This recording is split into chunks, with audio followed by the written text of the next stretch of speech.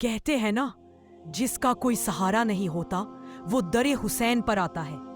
فطرس ایک فرشتہ جو اللہ کے حکم میں تاخیر کر بیٹھا، اور اس کی سزا یہ تھی کہ اس کے پر جلا دیے گئے۔ عرش سے دور تنہا ایک ویران جگہ پر پید، بس توبہ، آہوزاری اور حسرت، لیکن پھر دنیا میں روشنی کی کرن اتری۔ امام حسین کی ولادت ہوئی اور آسمان سے جبرائیل فرشتوں کے قافلے کے ساتھ زمین پر اترنے لگے۔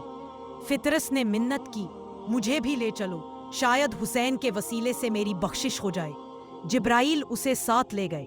جب نبی کریم کو مبارکباد دی گئی تو فطرس بھی جھولے کے قریب پہنچا، اور رسول اللہ صلی اللہ علیہ وسلم نے فرمایا، اپنے جسم کو میرے نواسے کے جھولے سے مس کرو۔ اور جیسے ہی فطرس نے جھولے سے پر لگائے، پر واپس آ گئے، عروج لوٹ آیا، وہ اڑ گیا، وہ بخشا گیا۔